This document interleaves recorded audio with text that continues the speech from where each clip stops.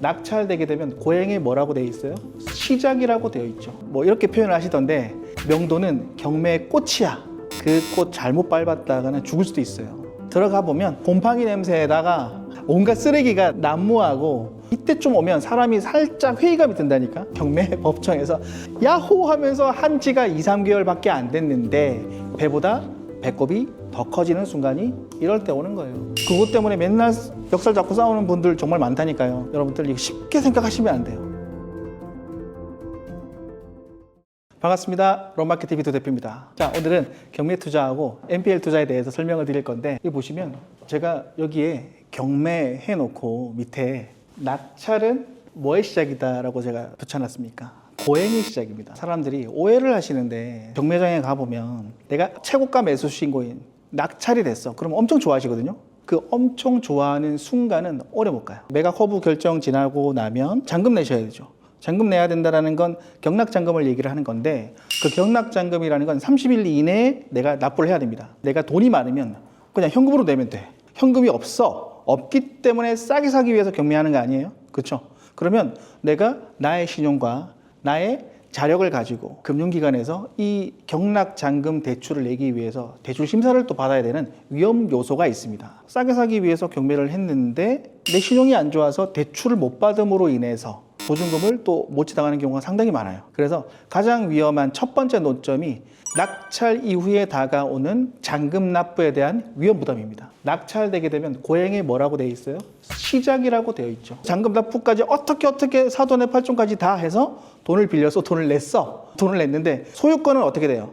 경락 잔금을 납부하게 되면 등기소에서 직권으로 등기관이 어떻게 잔금을 납부함과 동시에 동시이행으로 소유권 이전을 촉탁, 즉 국가기관에서 알아서 소유권을 넘겨줍니다. 근데 여기에서 어떤 부분이 들어와 있어요? 내가 그 부동산의 소유자라고 해서 내가 그 집에 그냥 자유롭게 드나들 수 있나? 안 됩니다. 뭐 이렇게 표현을 하시던데, 명도는 경매의 꽃이야. 그 꽃 잘못 밟았다가는 죽을 수도 있어요. 이게 다 법률 관계이기 때문에 그렇습니다. 경매상에서는 인도명령 제도라는 게 있습니다. 낙찰받은 날로부터 해서 인도명령 신청이 이제 6개월 내에 신청할 수 있게 되는데, 그게 또 쉽지가 않아. 여기 보시면 서로 협의를 해서 집행을 하는 거예요? 어떻게 강제로 집행하는 거예요? 대부분 다 명도 대상자들은 자신의 주거권을 침해당하거나 집을 잃은 사람들이야. 그 사람들이 웃으면서 나갈까요? 아닙니다. 우리 보고 오히려 나쁜 사람들이라고 뭐라고 하는 경우가 많아요. 서로 간에 처해져 있는 입장이 극명하게 나누어지기 때문에 대립이 생기고, 그 대립은 감정적인 다툼까지도 유발시켜요. 멱살 잡고 싸울 수도 있어요. 그래서 강제 집행이라는 국가기관의 힘을 빌려서 집행을 하게 되는데, 그것 또한 쉽지가 않아요. 자, 국가기관의 힘을 빌려서 집행관을 통해서 내가 갔어. 법무자가 내가 안 나가겠대. 그럼 어떻게? 강제로 끌고 나갈 수밖에 없어. 근데 그 끌고 나갈 수밖에 없다라는 부분에서 이 사람이 엄청 버티고, 그 속에서 또 다른 민원이 발생하거나 다칠 수도 있는 거고, 그러면 전국적으로는 강제 집행 자체도 안 되는 경우가 많다. 이 부동산을 산 이유가 뭐예요? 수익을 보기 위해서 싸게 샀잖아. 싸게 샀으면 내가 돈을 세이브할 거라고 생각하지만 생각하지 못했던 명도 비용이 발생합니다. 끝없는 감정 대립 속에서 그래도 강제 집행을 진행할 때 협의를 하고, 그 협의에 뭐가 있어요? 비용이 들어간다니까. 이 부분은 법으로 정해진 개념이 아니에요. 말 그대로 이 경매라는 투자를 진행하기 위해서는 숨겨져 있는 비용이라고 표현을 하고 싶어요, 저는. 경매에 내가 입찰을 하면 싸게 취득하고, 이 좋은 부동산이지 내가 소유권자니까 내가 룰루랄라 할 수 있겠지만, 취득록세 그거 당연히 내는 거야. 그리고 도배장판 관리 필요비니까 그 정도는 충분할 수 있지. 하지만 명도비익은 어떻게 할 거예요? 그거는 나가는 사람이 부르는 게 값이야. 그것도 협의입니다. 근데 협의가 잘 안 되면 뭐야? 강제 집행해야지. 강제 집행해도 잘 안 되는 경우가 많다. 단독주택을 내가 낙찰 10억에 받았거든요. 전 소유주가 경매로 소유권을 상실하고 자기 아들 데리고 나가야 되는 입장이었어요. 명도비를 얼마 정도 드릴까요? 라고 하니까 얼마를 달라고 한 줄 아세요? 3억을 달라고 하시더라고요. 그렇게 말도 안 되는, 논리적이지 않은 일이 어디서 발생한다? 명도를 하는 과정에서 충분히 많이 발생합니다. 경험칙이 많은 분들은 이런 부분들까지 예상을 해서 입찰가를 산정하는데, 그런 거 없이 내가 단순하게 한번 해볼까 하시는 분들은 여기에서 큰 이제 아픔을 겪게 되시는 거죠. 그리고 여기에서 체납 관리비라고 하는데, 내가 한 개 호실을 받았어. 그러면 그 호실에 대한 관리비가 부과가 되는데, 전유 부분, 공용 부분이 있어요. 법에는 어떻게 돼 있어? 전유 부분은 전 소유자가 사용 수익하면서 나와 있는 관리비라 내가 낼 필요가 없어. 근데 공용 부분은 어때? 그 소유자와는 무관하게 부동산에 내가 취득한 사람으로서 승계 취득됩니다. 따라오게 되죠, 관리비가. 관리비에 대한 납부 의무까지도 내가 인수를 해야 돼요. 근데 여기에서도 많이 다툼이 발생해. 존유 부분 내가 쓰지도 않았는데 관리수당이 이거 안 내면 우리 단전 단수합니다. 아니 그걸 내가 사용 수익하지도 않았는데 그걸 왜 내가 내? 논리적이지가 않죠. 법에는 공용 부분만 내면 되게 있죠. 하지만 그럼에도 불구하고 그것 때문에 다툼이 너무나 많다. 여러분들 안 믿으실 것 같은데 경매 보시는 분들은 많이 아실 거예요. 오히려 이런 부분들 때문에 낙찰받고 나서 반년 넘게 내 집인데도 못 들어가는 경우도 있다니까. 그것 때문에 맨날 멱살 잡고 싸우는 분들 정말 많다니까요. 그리고 소송 비용의 습격입니다. 무슨 소송이냐? 명도하는 과정에서 무단으로 내가 그 사람이 가지고 있는 재산에 내가 손을 잘못대거나 그리고 그것으로 인해서 그 사람의 기분이 파손이 되면 손해배상해줘야지. 그런 경우도 어떻다? 비일비재하다. 그래서 명도하는 과정에서 도자기라고 하든지 액자라고 하든지 그게 깨졌어. 그거 어떻게 하고 배상해줘야지. 그렇죠? 내가 낙찰받은 지 2, 3개월 만에 명도를 끝내고 문 열 때부터가 문제야. 나갈 때 비밀번호 주고 나가요? 그렇게 안 나가. 내 집인데도 도둑인 것처럼 열쇠 수리공을 불러서 문을 따야 돼. 문을 딸 때 전자로 되어 있으면요 그거 갈아야 돼요. 그리고 물리적으로 따면요 그 잠금 장치를 새로 갈아야 돼. 그것 또한 2, 30만 원 깨집니다. 그렇게 해서 들어가 봅시다. 들어가 보면 곰팡이 냄새에다가 온갖 쓰레기가 난무하고 한적한 과제가 나한테 숙제가 주어지는 거지. 이 정상화라는 개념에서 숙제가 주어지는데 또 돈이 들어갈 수밖에 없어요. 이때쯤 오면 사람이 살짝 회의감이 든다니까. 경매 법정에서 야호 하면서 한 지가 2, 3개월밖에 안 됐는데 배보다 배꼽이 더 커지는 순간이 이럴 때 오는 거예요. 제가 인터넷상에서 이런 사진을 좀 찾아봤는데 거의 이거와 진배 없어요. 보통 이렇게 갑니다. 결국에는 누수, 수리 종합적으로 다 검토를 해서 수리를 하게 되면 싸게 받았다라는 개념이 무색하게 관리 필요비가 더 많이 들어가요. 최근에 우리가 인천에 있는 오피스텔 하나 받았거든요. 1억 5천인데 우리가 6천만 원에 받았거든요. 반값이잖아. 그러면 여기만 봤을 때는 낙찰 받으신 그 투자자분께서 엄청 좋아하셨거든요. 1억 5천을 그리고 시세가 1억 2천인데 시세가를 감안하더라도 50%나 할인해서 싸게 받은 거라니까.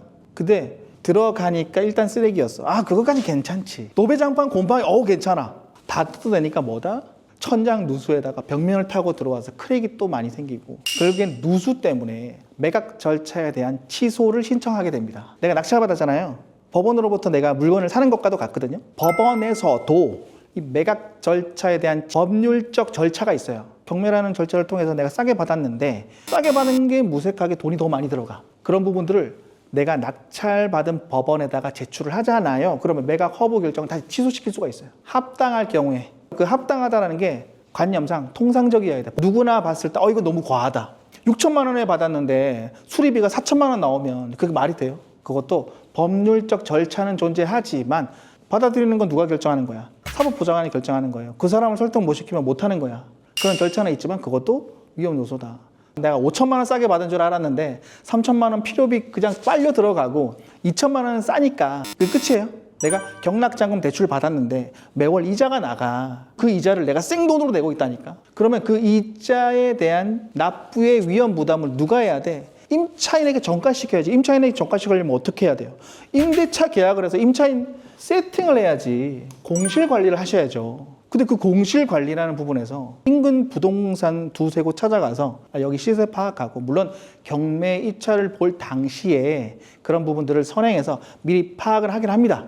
하지만 공사나 이런 것들이 다 끝나고 나서 4, 5개월 됐을 때는 부동산 경기는 증감 변동이에요. 좋으면 땡큐지만 부동산 경기가 갑자기 하락하게 되면 임차인 세팅이나 여기에 물적, 인적 세팅이 쉽지가 않다니까. 그리고 보통 우리가 임차 광고 내면 바로 들어오나요? 아닙니다. 최대 반년, 한 6개월 정도는 기다리셔야 돼요. 이렇게 말하면 너무 경매를 하지 말라는 것 같기는 한데 경매가 가지고 있는 본질적 위험 부담이에요. 이런 것들이. 그리고 제가 하나 더 설명드릴게요. 임차 세팅을 했어. 그렇게 해서 내가 투자금 대비 수익률 환산해보니까 연 4에서 6% 정도 수익률을 맞춰놨어. 이제는 어떻게 해야 돼? 내 투자금하고 그런 건 최종적으로는 어떻게 해야 돼요? 현금화를 하려면 매도를 해야 된다니까. 이렇게 깔끔하게 꾸며서 다른 사람이 내가 낙찰받은 금액보다 훨씬 높게 사줘야 되는데 현실은 어때? 당신 얼마 낙찰받았네? 좀 더 깎아줘 이런 경우가 대부분이에요. 그러면 어떻게 돼요? 그럼 난 그 가격에 안 팔아요. 안 팔면 어떻게 되는데? 그러면 부동산의 현물을 내가 계속적으로 가져갈 수밖에 없는 그런 기간적 불편함이 존재하더라. 단편적으로 말씀드리면 안 팔리면 현금화하기가 쉽지가 않아요. 부동산 소유권은 기본적으로 매매라는 걸 전제로 유동화가 되어야 되기 때문에 그러면 그 매도 타이밍을 어떻게 잡을 것인가는 내 머릿속에 있지만 현실은 내 머릿속과는 전혀 다르다. 한 몇 년 동안 소유권을 취득한 부동산 가지고 있으면 자금이 장기간 묶이는 거예요. 장기간. 내가 부동산을 소유함으로 해서 또 소유와 관련된 세금들이 또 있죠. 그런 것들도 발생하니까 여러분들 이거 쉽게 생각하시면 안 돼요. 내가 단순하게 싸게 취득했네로 끝나는 게 아니라 어떻게? 그때부터 시작이다라는 겁니다. 그러면 NPL은 그럼 뭐야? NPL 채권으로 사는 단순함. NPL 채권은 팔겠다는 사람과 내가 가격만 맞으면 어떻게? 사고 파는 문제예요. 내가 어떻게 임차를 맞추고 어떻게 하고 이런 게 아니라 그냥 내가 생각하는 적정한 이율이 되면 이 정도 가격이면 이 채권이 잘 낙찰돼서 회수가 될 수 있겠다라는 확신만 들면 추가적으로 부과되는 것들이 없어. 그냥 사고 파는 개념이라. 근데 경매는 어때요? 낙찰될지 안 될지부터가 흔들리잖아. 근데 여기는 채권을 파는 사람하고 나하고 서로 간에 가격만 맞으면 살 수 있어. 취득 단계에서부터 에너지가 그렇게 많이 빨릴 필요가 없어. 그리고 NPL 채권이라고 해서 부실 채권이라고 해서 위험하다 아니다 하는데 그냥 쉽게 설명을 드리면 금융기관에서 다른 사람들한테 대출을 해주고 이자를 받아야 되는데 내가 매달 이자를 못 받는 거야. 금융기관 입장에서는 수익이 안 돼. 근데 뭐는 붙어?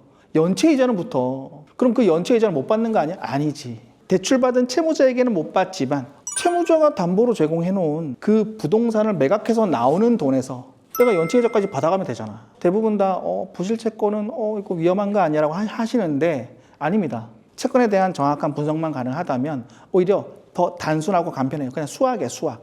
경매는 무엇을 취득한다고 내가 설명을 했어요? 소유권이에요. 부동산을 좀 취득하는 거야. 그러니까 물건을 취득하는 거지. 그렇기 때문에 취득록세가 커. 그리고 관련된 세금들도 많아. 하지만 우리는 뭘 취득하는 거야? NPL은 채권 말 그대로 돈 받을 권리야. 등기부상에 나와 있는 권리일 뿐이야. 소유권 취득이 아니라 채권 매입인 거예요. 말 그대로 물건 사고 팔듯이 내가 사과를 하나 사고 싶어. 부동산을 취득하는 것과 사과를 취득하는 것의 차이는 뭐다? 엄청난 차이가 있어요. 부동산이란 물건을 취득하면서 발생할 수 있는 무가적인 다양한 비용적 위험 부담들을 채권을 취득하게 되면 그런 비용 부담들이 있다 없다? 거의 없어요. 그리고 스트레스 받을 게 있어 없어. 내가 경매를 하게 되면 수익은 어떻고 임장도 어떻고 시세는 어떻고 하자가 생기면 어떻게 수리를 할지 명도는 어떻게 할지 관리비는 또 얼마 정도 나왔을지 입찰을 하더라도 내가 받을 수 있을지 없을지에 대한 여러 논점들이 발생하는데 가격만 맞으면 사는 거고 소유권이 아닌 채권을 매입하는 거고 그리고 NPL은 말 그대로 회수하기 위한 절차가 경매로 진행되니까 어디에서 진행하는 거예요? 법원에서 진행하는 겁니다. 법원이 우리한테 이 채권을 매각함에 있어서의 절차적인 부분들을 매일매일 우리한테 물어보고 진행하는 게 아니야. 법원이 알아서 다 해주는 경매에 우리가 그냥 기다리기만 하면 된다. 어떤 지위로? 돈 받을 사람의 지위로. 그걸 우리는 채권자라고 합니다. 채권자의 돈을 회수하기 위해서 법원 경매가 진행되는 거예요. 누구의 재산을 팔아서 돈 안 갚은 채무자의 부동산을 팔아서 그게 경매 절차라는 거예요. 경매 절차는 보통 1년 정도 걸립니다. 그동안에 내가 스트레스 받을 거 있어 없어? 없어요. 우리가 수익 실현이라는 개념을 다시 한번 복기를 한번 해볼게요. 경매는 수익 실현이 내가 경매에 입찰을 해서 내가 낙찰 받았을 때 바로 수익 실현을 보는 거예요? 아니에요. 내가 얘기했잖아요. 그때부터 모든 논점들이 시작된다고 경매는. 근데 NPL은 뭐야? 일단 낙찰되면 아까 제가 서두에 경매 입찰자, 낙찰자의 시각에서 제일 먼저 들어오는 개념이 뭐예요? 경매 낙찰 잔금부터 내야 되잖아. 그 낙찰 잔금 대출을 어디 은행에서 내가 어떻게 대출을 받는지부터가 고민거리인데 걔네들이 고민을 해서 결국엔 경락 잔금 대출을 냈어. 그러면 그 돈이 어디로 와? 경매 절차가 진행되는데 이 NPL 채권을 회수하기 위해서 기다리는 채권자의 지위에 우리가 있다고. 그러면 경매 낙찰자가 낙찰 대금을 내게 되면 우리는 왜 바로 즉각적으로 수익 실현을 보는가? 이렇게 해맑게 이렇게 웃으시면서 돈을 받는 분이 계시잖아요.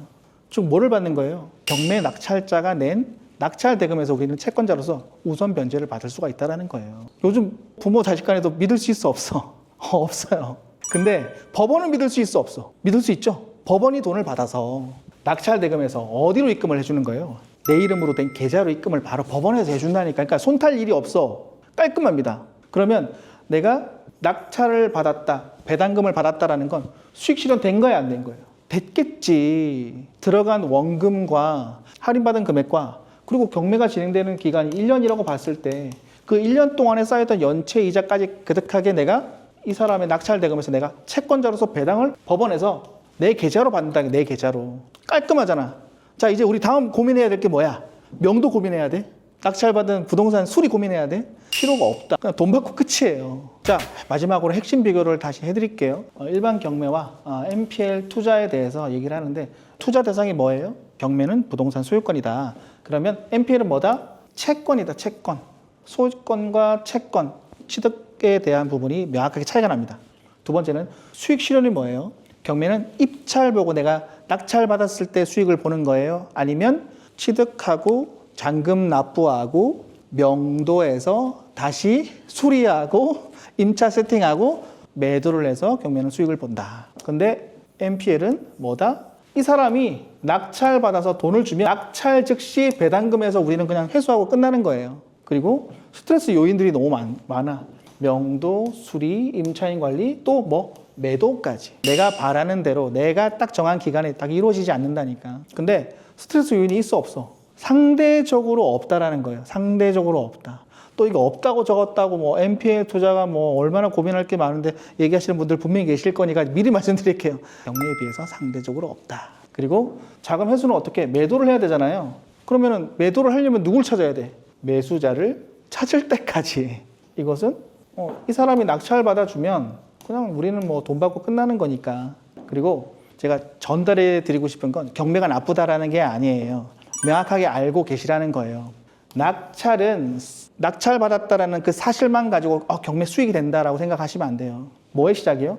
고민거리가 많이 생기는 시작점이다라는 이야기를 해드리고 싶은 겁니다. 근데 낙찰은 뭐다? NPL 입장에서는 그냥 돈 받고 끝나는 것이다 라는 겁니다. 오늘은 경매와 NPL에 대한 기본적인 구조와 수익 절차에 대해서 알아봤는데 NPL 투자에 여러분들께서 관심이 생기시거나 적극적으로 NPL을 한번 공부해 보시고 싶다라고 하시는 분들은 제가 NPL 비즈클래스를 운영하고 있습니다. NPL 비즈클래스를 신청하셔서 NPL을 한번 공부를 해보신다면 제가 서두에 설명드렸던 이러한 로직으로 경매보다는 조금 더 손쉽게 수익 실현을 하실 수 있지 않을까 싶습니다.